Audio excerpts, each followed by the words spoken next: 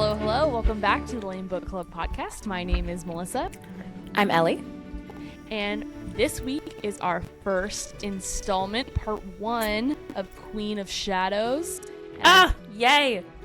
And as I mentioned at the end of our last episode, I am very excited. I thought I wasn't going to be, but because I only remembered one part of all the things that happened, but I am been reminded, I've seen the light, and I am stoked to jump into this book and this story that it brings with it. Yes. So if you haven't already, we released a new episode of our bonus. We keep calling it a bonus, but we're doing it every week, so I don't know. Whatever.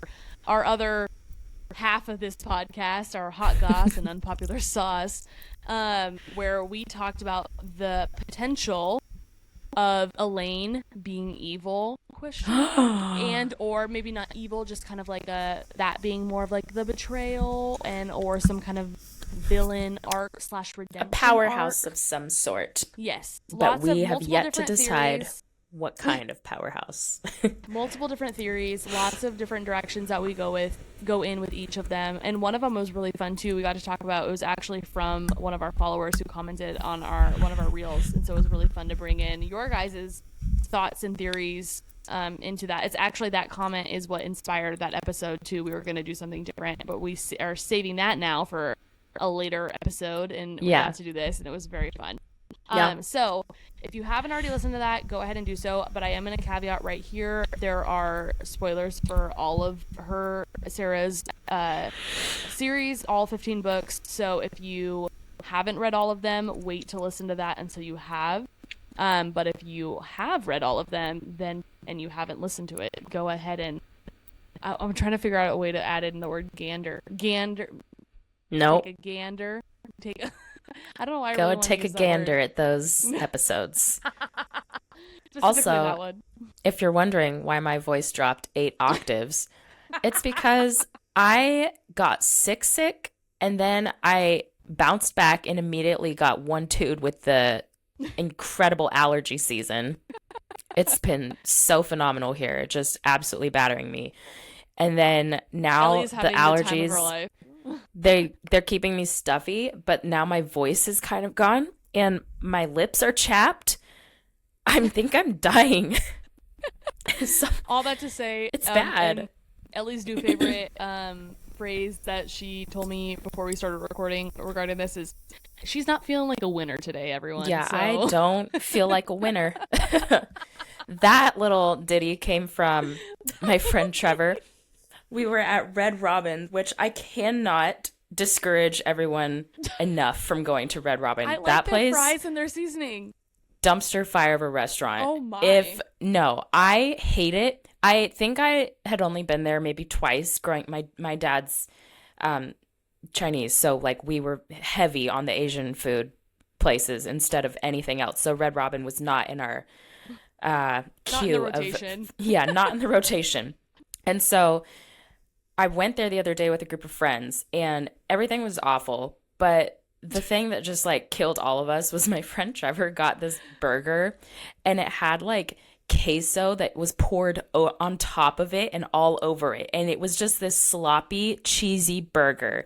And he ate it. And at the very end, we look over at him. We're like, "You okay, bud?" And he's just like, "I don't feel like a winner." And I have taken that statement and I have ran with it.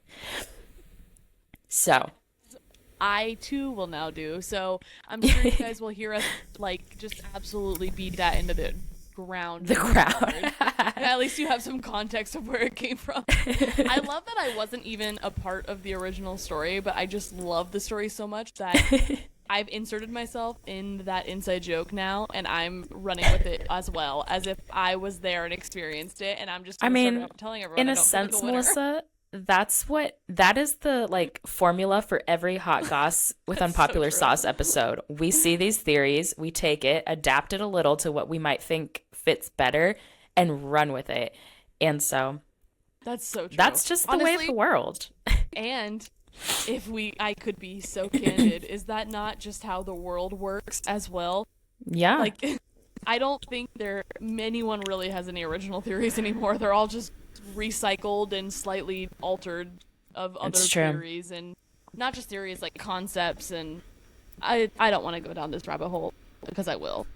So all that to say, go listen to our Hot Sauce on Popular Sauce episode. Just know that Ellie's not feeling like a winner today, and I will be doing most of the talking. No. But she's still here to party. I'm here to party. If you haven't already, go ahead and follow us on Instagram at L.A.M.E Book Club Pod. Same on YouTube. Subscribe there. We have a TikTok. I'm gonna be so honest, not super active on it, but it exists if you want to see some like slightly different meme reels and funny things on there. And also, you might as well just not ever. Let's just let the TikTok. Let's just have this meeting on air. Let's let the TikTok go. No, because if I was listening, I would not be like, "Oh yeah, I want to see some old reels from this podcast that does not post over there." Really yeah, I'll follow them. That's so true. No, I say it though because I want to get better. I feel like I know.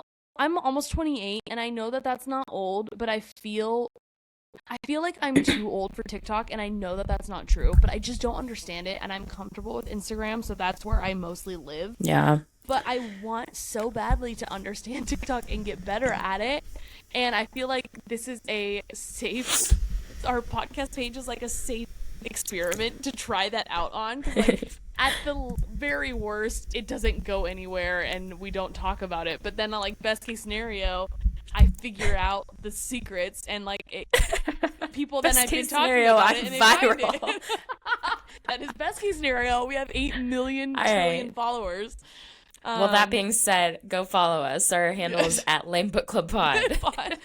Also, if you listen on Spotify, awesome, but if you could leave us a written review, ideally 5 stars, on Apple Podcasts, that would help us a lot. It boosts our algorithm, gets our podcast out to more people that might be interested. So thank you everyone for being here. We're excited for all of the new faces that have been joining. And with all of that being said, let's go ahead and jump into Queen of Shadows Part 1. It's going to be chapters 1 through 18. Ellie, I'm ready. Ready for this. All right. Yes. So chapter 1, we're jumping right in with Dorian wearing the obsidian wordstone collar, and he is being possessed by a Valg. This was hard to read because it was so sad since we were getting it from still Dorian's point of view, even though he is not in control at all anymore. Yeah. And it was just all the sad boy vibes that, like, it just broke my heart because this is sweet, sweet Dorian. Well, Dorian and you'd only Cavalier. get, like, one page of just this kind of vague, dark writing where he's like, I'm seeing where things. am I? I don't know who I am. Yeah, like, I don't remember my name. I don't know what's going on. That's what Fades to black. He literally can't remember his name or the names of his loved ones, but all he remembers is that he cared about a woman who was beheaded. Like, that sucks. Ugh. And then it even says, and though he does not know what the woman meant to him, he does know, quote, he deserved this darkness. That was page 2. Like, page 2's coming in hot. We're coming in hot. And then right after that, it's like you said, fade to black. And then he cannot hold onto awareness much longer. Yeah. The end. And then we move on to chapter 2. I always picture that. Have you ever played, not that I really played this, like in high school a couple times to be like more of a pick-me girl, but have you ever played Call of Duty? No, I can honestly say I have not. And when you get like killed, your character like pulls, like you can see like their blood, like it's like blood on the outskirts of the screen, and then it's like his eyes are like pulsing, and then like it all just kind of fades out to black. You don't see his eyes, but it's literally like if you were seeing the screen, like if you were seeing what he's seeing, it's like everything's kind of pulsing with your heartbeat, and then it just fades to black. That's what I pictured for Dorian every time his chapter ended. Okay. You know, I've never played it, but I have watched people play it, so I do understand, like, when you're explaining that, I know exactly what you're talking about, and that's actually a pretty good visual. Thank you. I did not picture it because I never tried to play it, but my pick-me days being a benefit to the podcast was not on my bingo card. Here we are, 2024, baby. Yeah. All right. Aelin has returned to the continent of Aurelia. She disguises herself by cutting her long blonde hair to her shoulders and dyeing it auburn, and I was so turned off by this because I had this image of like Selena slash Aelin in my mind, Mm-hmm. and this really threw it off for a loop. I had a hard time picturing her with short, like reddish brown hair, Yeah. and so I just didn't. I'm not gonna lie. She didn't in my mind. She still was same old Aelin Yeah. Selena. Like I she, don't remember her even doing this, but I was just gonna say, oh, props to her. She did the chop. I do appreciate the chop. I have Mm-hmm. done it many a time, and I'm a big fan. But it was the red for me, the auburn for me that The I red, couldn't yeah. wrap my mind around. Um, Natural and I'm red, by also the way, love it. I yeah, love a natural red-headed color. I think it's so yeah. beautiful. But I personally am not, I can't get behind like the dyed red, for me at least, because I've done like red streaks in my hair and it does not look good. It looks good on Well, some people, but I was not about to on say, Aelin in my mind. well, it's also not like the red that I think you're talking about, like the book behind you, the Crescent City red. No, no, Are you talking no. about? I'm talking like Oh, a oh. strawberry-ish Well, this is auburn. Auburn. That's like a no, no. That's not what Auburn is. Auburn is like No, no, brown no. with reddish tint. Yes. Okay, but that's not Yes. strawberry. My strawberry is. That's my strawberry. This is my truth of hair That's so dye. okay. I'm also gonna before we go too far into. So sorry. Excuse me. Who I are think you, Ellie me? is. I was about to say, Ellie is giving me whatever this is through our streaming service. No, I'm just kidding. Across the I country. Enjoy. this is in this book is really like Aelin got her like Air of Fire was her healing journey. It was all about her like really becoming like the pit of broken, and we talked about this in all our episodes too. But like really, really going to rock bottom and then like coming back up from there. And so then starting now in this book is really when she is Aelin. Like she's no longer Selena. She's like moved on from that point of her life, and now she is Aelin. And so I'm only going to be referring to her as Aelin moving forward because that's honestly how it is in the books. But I do remember like reading this. I had a hard time like making that adjustment for whatever reason. Like it felt weird because this like she was like we knew she was Aelin, but then she was only ever referred to as Selena, but then now like she's taking that on and referring to herself, and so I remember kind of in the beginning of this book having a little bit of a hard time in my mind like adjusting to her only being Aelin, but it didn't last very long. So all that to say is now she's Aelin, and I will only ever be referring to her as Selena every once in a while when she's pretending to be Selena still. Like right now, and I said that because we're about to jump in. So she's dyed her hair, she's disguising herself because she thinks that the king of Aderlin, whatever, is on the lookout for her. Lookout for Selena. AKA the king's champion that, quote, failed in her task to assassinate Wendland's royal family and steal his naval defense plans. End quote. Aelin has instead spent several months, and we know this now, like training with Rowan, and in Wendland. She was at Mistward, and then also spent some time in Dornell.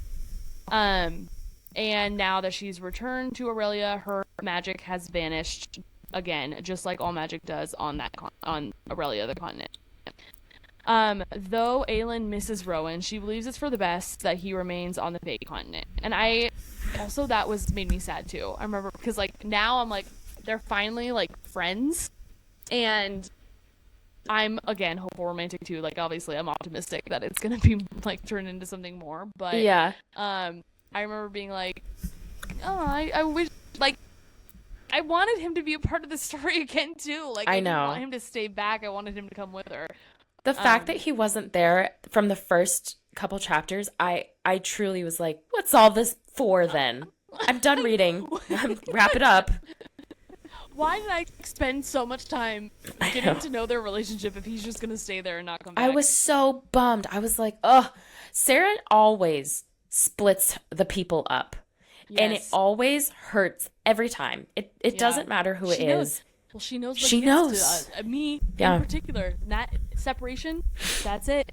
That gets But me. you know what I like about Sarah is I feel like a lot of books will split a couple up for like the whole book, and then the very That's so end is them true. coming back together. Sarah knows that I think I personally don't enjoy that, and so she's like, max 10 chapters, then she'll put them back together. Like Reese and Feyre, when Feyre went to the spring court when she was being a rebel, a little rebel Oh spy, yeah, she that was appropriate. it knew I was like, dang, she's gonna be gone forever, and I'm so sad for them, and I want them to be together, and this sucks. And she was back within like It was more than couple 10 months. chapters, but it was at least within the same book. Like yeah, we like and, not and like not the even halfway ending, through like, though. Yeah, Yeah, but so yes, I liked to it. your point, that's true. I will say, I'm not like I don't necessarily. I think it. I don't like when they're separated for that long, but I also think it just has to be done like well. Like Yeah. if it's done, and I don't know if I've ever read a book where they've done it in a way that I'm like, you know what, I wish they were together more, but I at least liked that. Like Yeah, they're in the From Blood and Ash series. There's one of the books where the two love interests are separated for like a majority of it, and I think that probably is the most tastefully done concept of that I've read. But like, but you're right. At the end of the day, like I want the romance, and there's no romance when they're separated. So yeah, it's not. It's true, never gonna so be true. my favorite. But I don't. Anyway, Aelin tracks down her old master, the king of the assassins, Arobynn Hamel, and I thought we were done with this stupid dummy, and we're not. So back to all of my strong feelings on this. And she tracks him to a pleasure hall called the Vaults in the slums of Rifthold, the capital of the kingdom of Otterland. Can we talk she about and- that real quick? Yes, I please. do not like the name Pleasure Hall, Yeah, you're and right. we may move forward now. I want that on the record. She intends to question him on what has happened in the months since she's been overseas. She notices that the king of Otterland's guards have changed uniforms. They used to be gold and crimson, and now they are all black with embroidered onyx wyverns. That, I think, would be a really weird shift, not just to, like, come back, like, be gone, and, because I don't think, she wasn't gone forever. What, she was, I may be making this up, but I want to say, like, 6 months, max? Like, I think so. I don't think it was too I long. can't remember exactly like what the time frame was, but it wasn't like years or anything. Yeah. Like, it wasn't because she was only like supposed to be gone for like 2 months. So Yeah, like she couldn't have been gone like much longer than that, if Sure. longer at all. Anyways, like I'm even thinking being a citizen in this like completely third party observe, like no interest in like the storyline. I'm an NPC like in this story. Like how weird would that be? That's not like a casual change. That's like a very stark difference, and it happened Yeah. really fast since we know that the time frame of her being gone is not very long. Like I think that would put me on alert just as a regular person. Like, It'd be scary. I wouldn't like yeah, I wouldn't either. Aelin suspects that the king, who is now in possession of 2 word keys, is building a Vault army. After an unpleasant confrontation with Arobynn's second-in-command, Turn, Aelin catches Arobynn's client leaving, whom she recognizes as her former lover, Chaol Westfall. it. I was like, not. I'm like, first off, we're bringing Arobynn back in this, and now this guy. Immediately, I think SpongeBob. Oh, brother, this guy stinks. Like, I like, was "Are you kidding?" really rushed at with all of the characters I think I didn't like. And I think what's more, It's it's so like, true. you know, when I don't know if this happens to you, but like you go away somewhere. I don't know if you can even say like, okay, maybe summer camp or just, you know, you take a trip and you meet some friends and you have this like entire different life and you're feeling good over Yeah. there. And then you go back home and you're like, oh, you again. And it's like, I felt like that. I was like, I feel like she just created this like way better life. She has Rowan. She realized she's Fae. She's falling into her power. She's this incredible person. And now she's back. And here's Arobynn. And here's Chaol. And it's just like, the past is here. The past really did a 1-2 on her. That's for so sure. True. Just like how your sickness and allergies have done on you. Yeah, exactly. All right, so then Chaol leaves quickly, prompting Aelin to believe that he hasn't recognized her or even like seen her. Arobynn, who's always known Aelin's true identity, reveals that the rumors of her power, wielded against a Valg in Mistward, have reached the Otterland shores, and that people are calling her a, quote, fire-breathing bitch queen. That I don't... I mean, I guess I immediately, my initial reaction to that was like, why? Like, what the heck? But then I also have to, like, again, reframe and remember, the King of Otterland has, like, made everyone believe that magic is bad and scary, and that's why he's done them, like, well, I guess they don't know if he did it, but, like, that's why it had to be gone. Like, he had to do them all a service of, like, we're all better off without it. So, I guess, thinking of it in that aspect, like, they're scared of power. So then I think anger is like a very common reaction to a secondary reaction to fear. Yeah. And I think like, so then thinking about it like that, it makes more sense. No, you're absolutely right. And I think that this started opening my eyes up to another kind of plot line that was going on at the same time. This wasn't just a one-dimensional story where, you know, good versus evil and they're battling it out and they're gonna, you know, they're gonna actually fight and then romance and it's all great. But there was like politics to this too, where my gosh, yes. the king was telling, you know, his people, you know, this girl's horrible. So as much good as she was doing, everyone was kind of looking at her like, you're going to kill us, aren't you? Exactly. And it was a constant battle throughout the rest of the books of her not only trying to defeat the actual evil, but also trying to gain trust. And then the king's also there like doing all this propaganda to spread the lies about it. It's a mess.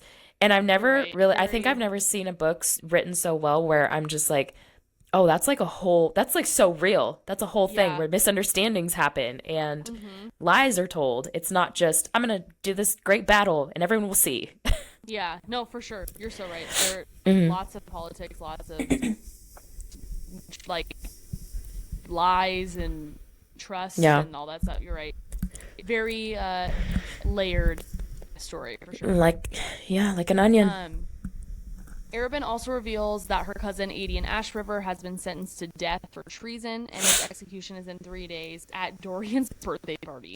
I don't understand. Well, also really quick, I don't understand why all of these things keep happening at like family celebrations. At his little brother's like welcome home or birthday whatever is when he had that carnival, and when he like planned on killing someone else, and like all this other stuff happened at these like family dinners is when, so like at Dorian's birthday is when this guy's gonna be killed. You're like, so right. I didn't even pay attention to that. I honestly didn't think about it until now putting this together. Like it didn't strike me as weird until I was putting all this together to talk about it today. I'm like, wait a second. How is that not weird? I'm not like, the family is like one thing. Honestly, I don't even really care what they think. How is that not weird for like people of the court or like that, like even like the knights, like the guards, like how do they not think that's weird? Because it's not like their family. It's not like, oh, I grew up doing this. I don't know. Like they're just now a part of this, and they're like, why do they celebrate people by killing others? Like that's odd.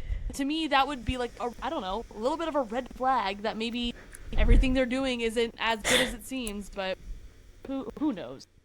Yeah. It's an obvious trap meant for Aelin, but she's determined to save Aelin at any cost. Arobynn offers Aelin his resources in freeing Aelin in exchange for one favor. He wishes to know what creatures inhabit the King's Guards, who have been rounding up suspected magic sympathizers and former magic users for execution. I would be so, knowing him, I mean, I know she doesn't really have, like, necessarily, like, a lot to, like, bargain with, but I would be so nervous giving him any kind of information. Yeah, Um, 100%. but she realizes the position that she's in, and so she explains that the king has purposefully stifled magic on the continent, that he's summoning Volk demons and using wordstone collars and rings to possess human hosts. Arobynn then requests that Aelin capture one and deliver it to him. And before Aelin leaves, Arobynn makes a show of yearning for her forgiveness. Blech. He also tells her where she can find Chaol later this evening. He's so slimy. I hate him He so is. much. He's manipulative. In every turn, he's So like, and what manipulative. can I get out of it? And it's like, But just the like, world is at stake. Do you think about that? but like, I will never, ever, ever move on from like a predator he No, actually he's such a is. predator. He's disgusting. And Yes. but just like how like making a show of yearning for her forgiveness, like Yeah. making I honestly, if I were her, I'd be like, stop. We don't need to do this. Let's just skip to the next part. Like, thank you, next. Yeah. Come on. Like, 20 Vogue infected soldiers are alerted to. Excuse me, I have a hiccup. They are alerted to Aelin's arrival.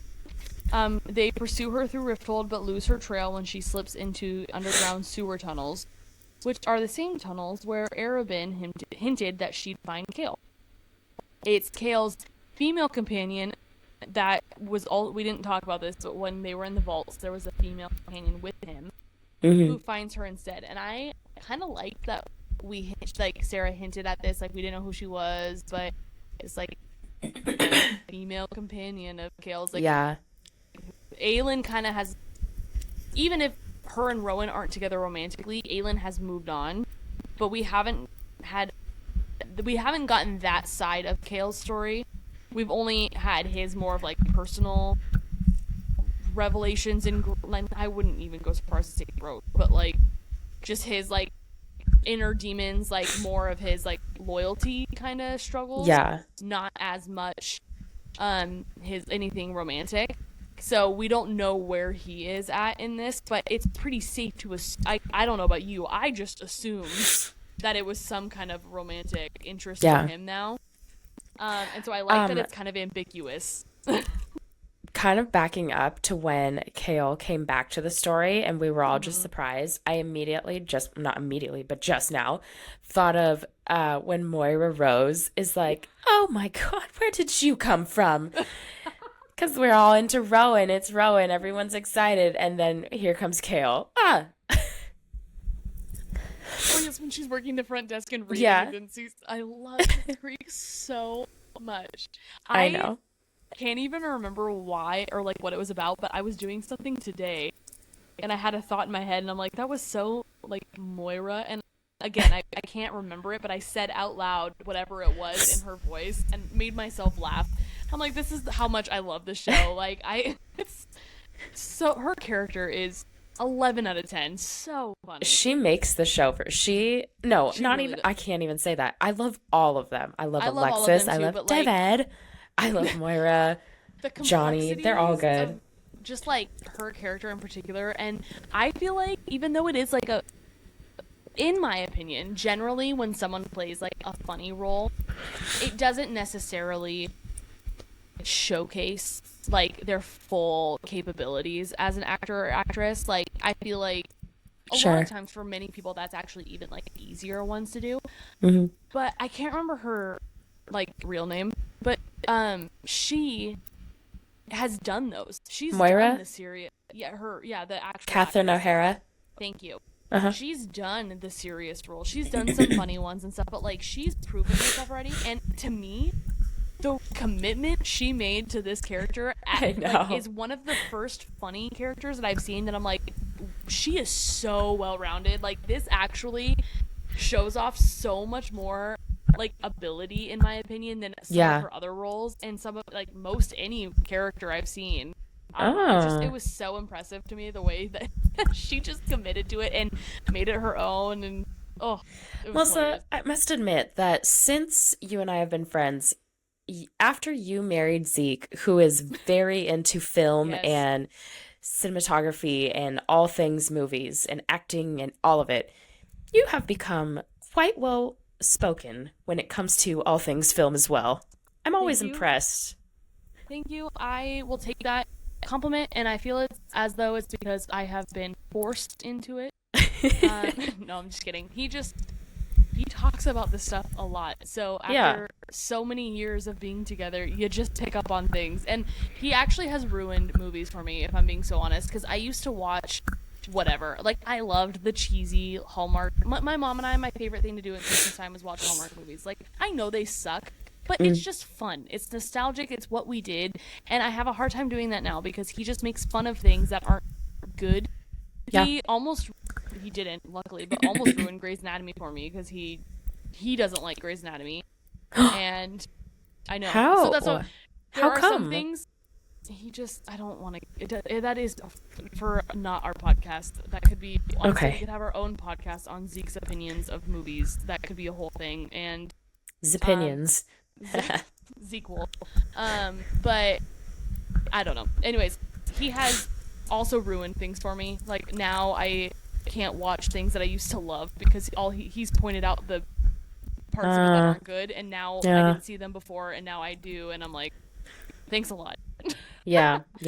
But I get that. do think he has also opened my eyes to movies that I otherwise wouldn't have liked, so it is a give and take, if you will. Yeah.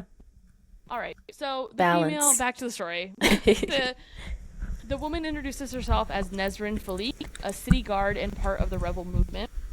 Chaol abandoned his position as captain of the guard and fled the castle to join the rebels. And Nesrin does not trust Aelin, who killed many rebels the night she rescued a kidnapped Chaol from the rebel leader Archer Flynn. And Aelin does not trust the rebels either because of Archer Flynn and being responsible for Nehemiah's death. So it is this like weird standstill between the two of them. Like, you can tell they're both like feeling each other out, and like then they both land on being like, nah. And it was fun. And then I wish we could just like skip this whole interaction. Aelin and Chaol share a like annoying, intense reunion. He's been working with the rebels to help former magic wielders escape the city. He sent Ren Allsbrook. Ren, yeah. Yeah, I actually wrote Red in the notes. Ren Allsbrook, a former member of Terrason's old court, to rally rebels up in Terrason. He's also asked for Arobynn's help in killing the king, which is why they were meeting together. So I will say I'm glad that we got that clarification real quick, because it made Chaol seem shifty when he was meeting Arobynn, but then we like very quickly got like an explanation as to why. Although I'm gonna give Chaol a point. I never doubted him for a second with how, now granted, he wasn't fighting for the right side, but his heart was good regardless, you know? And so even in the face of like, oh, he has dealings with Arobynn, not for a second was I like, he's evil now. I was just like, I think he's trying to do something shifty, but for the right cause. Yeah, I didn't think he was necessarily evil either. To me, it felt more, and it felt like desperation. Like, because Aelin told him about Arobynn. I don't know, I can't remember like how much, if any, like crazy details she shared, but like he knew obviously who he was and like who he was to her and everything. So it did feel more like desperation, like reaching out to him, but this, I think I just realized it, and this is not like a total like obviously like connection or at all, it's just more of like a similarity. And skip ahead 20 seconds if you have not read Crescent City yet, but this decision felt so much like a choice that Ethan would have made. And but I read these before I read Crescent City, so I didn't have like a name for it, but now I do, and I was like, it felt shifty, and I'm like, are you freaking kidding me? Because he was, and now I'm naming it, pulling an Ethan, like just grasping at literally any straws, and like very obviously the wrong move, but just and I guess I'll give him half a point for trying, but like try differently. I don't know. So I think try better. Try better. All right, moving back to the story though. Chaol fills Aelin in about everything that's happened. Adian's capture, Sorcia's beheading, Dorian's collar and imprisonment internally. And then she tells her or him about her childhood, the downfall of Terrasen, and then all of her training in Wendlin. And then this is where he loses me again, because then they start fighting and blaming each other for different things. And not that Aelin is blameless. She made some low blows, and she is not perfect. But I feel like she was more open and just more willing to accept that because of her healing journey. And Chaol has not had his healing journey at this point, and so he isn't. And Aelin blames him for running instead of defending Dorian from the king. And then he blames her for not using her status to bring back allies or an army from the Fae continent. To me, honestly, both of those are, like, relatively valid. Yeah. But then he knows a way to free magic, but he's, like, nervous to tell her and, like, doesn't want to. And I just, also, like, kind of fair. But it's just hard for me to get behind this because we, as the reader, know her story, and we know that she is legitimately and this just brings it back to Ethan. She is the best person for him to tell. I understand he doesn't know that, but, like, he should, because he still knows. I go back on what I said, and for exactly this, the point directly before, he was mad at her for not bringing back allies or an army from the Fae continent, which would likely include Fae. Yeah. What are they? They're gonna need their powers, right? Like, if you want an army to not even just say they're gonna need their powers. If you want an army to come and to fight, then you've got to trust this girl, and if you trust her, you will let her be 100% of who she is, which is powerful. So tell her the magic sauce. Tell her the secrets. Yeah. Tell her the secrets. But it's just, like, back to the whole Ethan thing. It's like, she is, and I guess I understand he doesn't know the journey she's been on. But like I said earlier too, he also knows her heart. He knows that she's good and, like, that she just wants the best for people. But yet he's still nervous about telling her this. Yet he knows who Arobynn is and, like, the crap he's done, and yet is still willing to try and get him. And that's why I'm like, just stop being stupid. Like, just pull your head out of your butt and let's think logically here for a second. So true. I think, like, honestly. And then Aelin counters to that, like, that he doesn't want to say anything. That magic is the only way to free Dorian from possession by a Volg prince, which is true. Yeah. And then this is where he loses me. Chaol blames Aelin for withholding that information and calls her selfish, while he is literally doing the exact same thing. And he says, and I quote, "She is still the same assassin who walked away, who came back only when it was useful for her." I was seething reading this. Seething, Ellie. Oh my, I'm getting so angry again just thinking about it. I'm like, oh my god, like, who walked away from Dorian when the king was imprisoning him? Who came back when I'm just like, came back when it was useful for her? Are you kidding me? It would have been so much more useful for her to stay in Wendlin. She came back to help. Are you kidding me? I want to match the energy you're at so bad, but I feel like such garbage right now that I'm just like watching. And what's worse is, like, guys, if you're watching, we cannot for the freaking life of us figure out how to turn off the thumbs up and thumbs down situation that our iPhones keep popping up while we're doing the podcast. And so Melissa's in the heat of her anger and celebratory balloons start coming up. And I'm just like, this is such a show. But yes, inside my energy matches. He's so by 2024. Chaol, you're out. Yes, he is Bed Bath and Beyond done for me at this point, and he was for Aelin too. And, like, their animosity is cemented permanently at this point, and it is officially the end of their romantic relationship. And she gives him back the dumb ring that he gave to her that he got as a gift, which we have already discussed, but I still can't get over. I liked it, but I don't like it anymore. Toss that ring in the ocean, too. He pawns it. Does he? Whatever. I don't remember that. Yes, Ugh. he pawns, and I mean, to be fair, I mean, and he's poor. Okay. Well, I just, it was more the fact that he gave it away. Not, all right, I don't want to even talk about that. I hate I'm that so you did that, sick. actually. I do too. Cut it out. Wait, cut it out. I do not want people coming. Aelin returns to her old apartment in the city, which Arobynn has kept pristine for her. Still feels icky. Hate it so much. The next morning, she writes a letter to him, agreeing to his offer, saying that she'll deliver a captured Volg to him after he helps her rescue Aelin.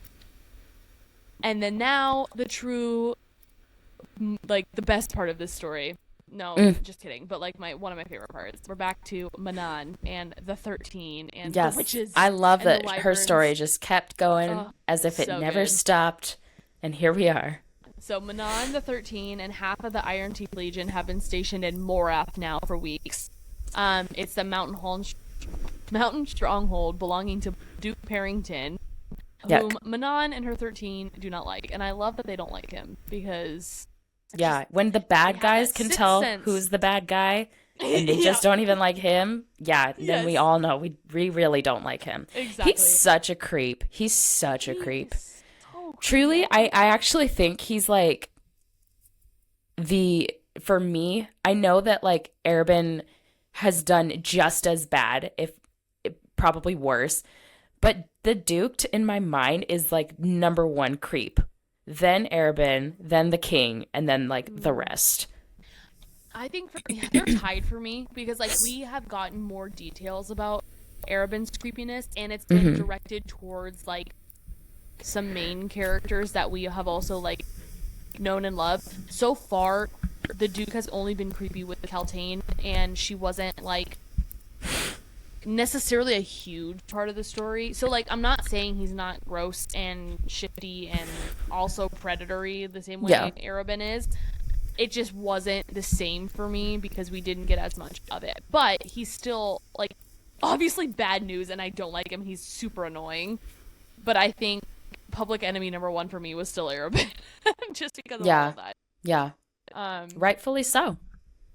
And speaking of Kaltain, Manon is curious about her at this point too, because she's just this quiet and aloof woman with a wordstone collar and a vicious scar on her arm, and always at the Duke's side. And she's like, there's something about her that like Manon just doesn't get, and she doesn't like wants to know more, and it's unsettling, and I feel that deeply. Yeah.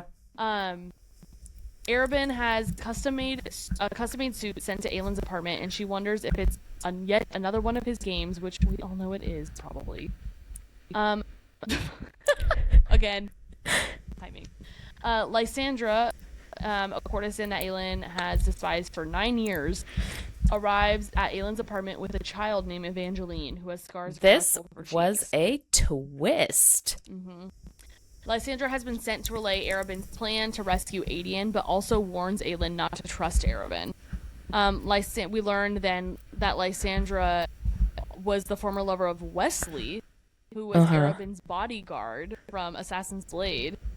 And Arobynn had him killed 2 years ago because he murdered, I can't remember his name now, but the guy who killed Sam. It doesn't matter, honestly. Starts with an F, I think. His name honestly doesn't matter, but like Wesley hunted him down and killed him for what he did to Sam. Yep. And then Arobynn had him killed for that, which is he's the worst. I hate him. And then Lysandra was also claiming that before his death, Wesley planned to rescue Aelin from slavery in Endolier. And like, part of me, I'm gonna be so honest, like I remember reading this, part of me was like, is this all part of Arobynn's plan though? Like honestly, like is he having Lysandra say all this stuff to Aelin Yeah. to get her to trust Lysandra so that Lysandra can like spy on her. Yeah. I think that's because of how much it had nothing to do with Aelin, but because of Arobynn and how shifty and how much I hate him. That was where my head was at with all of this. So You have to. Anyone that's connected to Arobynn, you're like, I was taking I all of don't this with a know. grain of salt, and I think Aelin kind of was, but Aelin was believing it more than I. Also, we haven't seen Lysandra since Assassin's Blade, right? Yeah. Yeah, and she was. Yeah, she wasn't in Throne of Glass. I don't think. Maybe like briefly in Throne of Glass, but I don't. It was pretty much really she wasn't. Yeah, it was just Assassin's Blade, where she was like hitting on Sam and being really flirty and like, oh, we're in competition and I'm getting bid on tonight and you suck, and then she like rubbed it in her face that Arobynn like spent all the money that Selena used to buy her freedom on Lysandra. It was a mess. It was a horrible mess all around. And now she's coming back like the good guy, needing some support, needing to help Selena, or not Selena, but Aelin now. Yeah. It's shifty. It's meant to be weird. Yeah, for sure. I do think though too, the Evangeline thing threw me for a loop because I'm like, yes, I thought Lysandra had a kid. Like yeah. Which we find out. I'm about to go into this too. Like we find out right now that she's not her kid, and then hearing that story also made me be like, okay, well then I don't know. Maybe she's telling the truth. Maybe she's not doing this for Arobynn. I don't know. But anyways, all that to say, before they leave, Evangeline tells Aelin that Lysandra had nearly paid off her courtesan debts when Evangeline was taken by Madame Clarice. So Lysandra is the one who gave Evangeline the scars on her face to save her from having to live that life of a courtesan. But then Madame Clarice forced Lysandra to then pay off Evangeline's debt since she wouldn't be able to pimp her out. Yeah. So that she's now like back in even more debt just to pay off so that this girl didn't have to go through what she went through. Man. Yeah. And I'm like, oh my, I hate all of this. I hate that this is part of the story. Like, I know. I love it because it's so good and I love that it evokes so much emotion, but I hate it because it's so icky. Yeah. And just sad. And just, they're always swimming in this debt. They're always owned by these horrible people. They cannot get out of it. It just sucks. There's no end in sight. Yeah. Like, at least, yeah. Dorian visits Aelin in the cells. Chaol has informed Aelin that the Wordstone rings and collars, quote, enslaved the mind and the soul. So Aelin is trying to reach Dorian, not the Vogue Prince. He's trying to remind him of Sorsha. And Dorian internally is raging against the Vogue infesting his mind, but he ultimately loses. The Vogue then smells Aelin's worsening wound infection and sends for healers so that he can live until the execution. And we didn't talk about this because it was such a short chapter, but earlier on in this book, we briefly visit Aelin in his cell, and he was trying to worsen his infection so that he would die before he was executed. So Aelin was really upset that he was. It's kind of a weird concept to be upset that you're being healed, but I understand. Like, no, it makes sense. To not let the king have his like final say with him. So then Aelin tracks Chaol and Nezrin to a meeting with rebel spy allies in the King's that are still within the King's Guard. When Aelin is recognized because she looks so much like Aelin instructs the rebel guards to steer clear of the southern wall of the castle gardens on the day of Aelin's execution, and to pin red flowers to their uniforms so that Aelin can discern friend from foe. I thought that was smart. Ooh. Hold on. Hold on. Oh, I'm holding on. Are we talking about we are. All right, continue. Okay. Sorry, everyone. Back to Manon. She meets with Duke. Also, I love that this book is not a snip snap. There's really just like two different things that are like two different places now, at least, not like yeah. Manon meets with Duke Parrington and Vernon Lockin, right? Lockin? Yeah, Locken. Yeah. The Lord of Paranth, which is a large city in Terrasen. Parrington orders Manon to supply a Blackbeak coven to breed with the Volg. Ugh. Yeah. And Manon also thought that was bad. So did her second in command, Astrid, who defies her by protesting Parrington's orders. And so in response, Manon demotes her to third. Manon discovers a servant in her room with a mangled ankle, which I feel like is putting it lightly. Aelin Lockin, the niece of Vernon Lockin. Manon senses that Aelin is only pretending at the meekness that she is giving off and slices her cheek open as a warning not to spy. However, in doing so, Manon tastes Aelin's blood and realizes that she has a very, very diluted witch blood in her veins. Yeah. Arobynn, I was like, ooh, I was Aelid's so about to be excited. somebody. I know, because honestly, like, Aelin was really, like, even in her own mind, she was really written to be, like, almost so, like, kind of pathetic. Yeah. It's in the, like, right in this scene. Yeah. Like, she is literally crippled. Like, she can hardly, and, like, there's only stairs, and she has to walk up all of them, and, like, she has a hard time doing, like, all these things, and you're honestly just kind of, like, I mean, I remember reading about her, and I remember being like, ugh, this is, like, it's kind of hard to read. Yeah. Because it's just sad. It's so sad that this is her reality. But so then to find out that she has, like, diluted witch blood in her veins, I was like, oh, maybe this might get interesting. Yeah. I was excited. I love reading about the witches, so the more the merrier, please. Arobynn summons Aelin to the Assassin's Keep, where he toys with her. Freaking Arobynn. And he warns her not to betray him if caught during Aedian's escape. Afterward, Aelin meets with Lysandra, and they acknowledge how much both of them have changed from 2 years ago, and then ally to destroy Arobynn, who's taken so much from them both. I was still slightly... Girl power. Yes, I was still slightly hesitant that this was a trap from Arobynn, but not nearly as much as it was initially. I really was just, like, kind of, in my mind, like, sure, but until he's dead, I don't think I'll ever, like, trust Lysandra. So, 100%. I completely agreed. In return for Aelin's promise not to kill Dorian, even if she's unable to free him from the Wordstone Collar, Chaol reveals that destroying the Wordstone Tower in the castle garden will release the magic. Aelin becomes worried that the king will use word marks or spells made with ancient rune magic to trap her during Aedian's rescue. However, Chaol brought Aelin's book on magic with him when he fled the castle, which she perused for some protective spells. Aedian is made presentable for execution. The king's guards plan to kill him with his own weapon, the Sword of Corinth. Honestly, like, it couldn't happy be a birthday, Dorian. It couldn't be a bigger middle finger to Aedian either.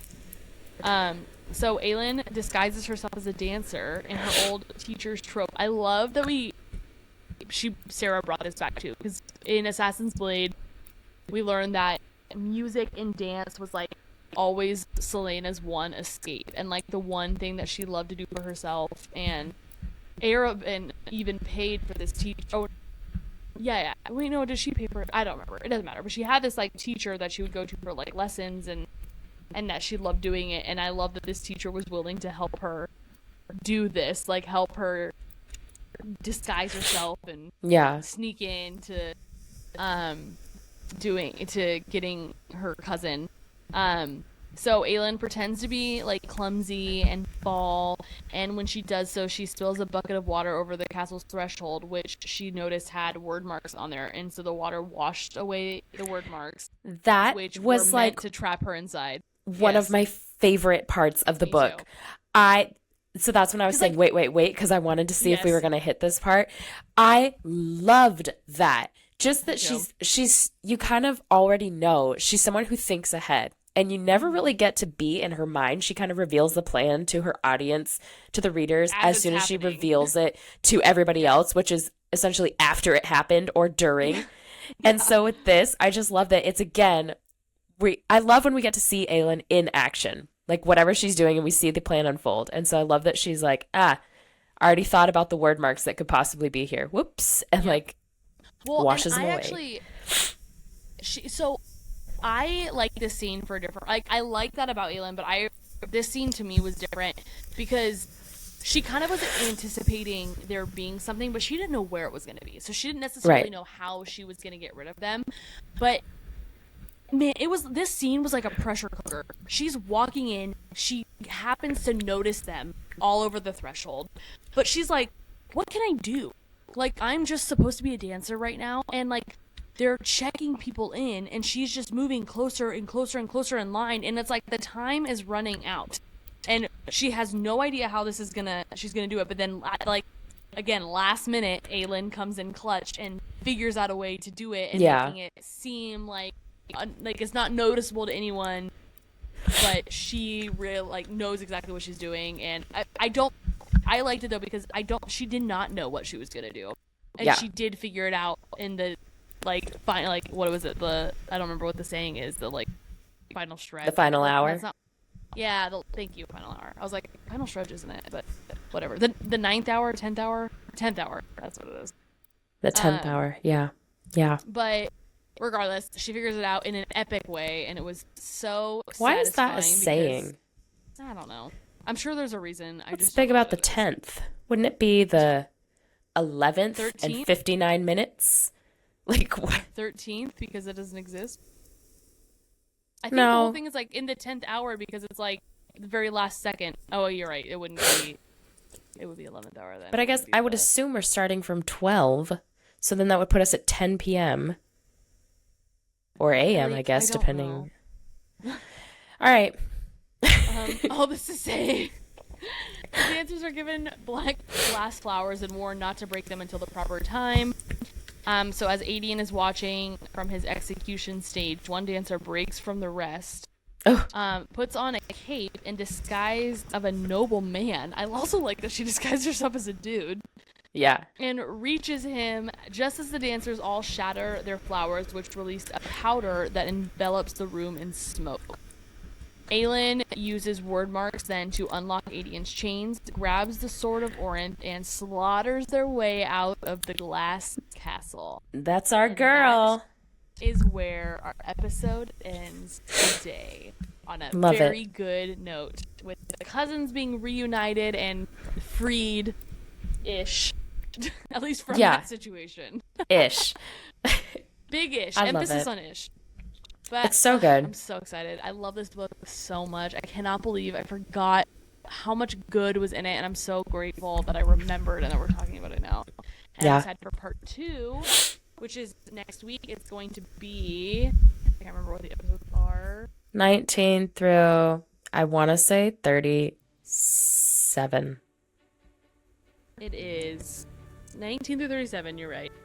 So that's all for today, folks. My camera is blinking saying it's about to die, so we need to stop this now. Hope you all have a great rest of your week, and we will see you for part 2 next week. Bye, everybody.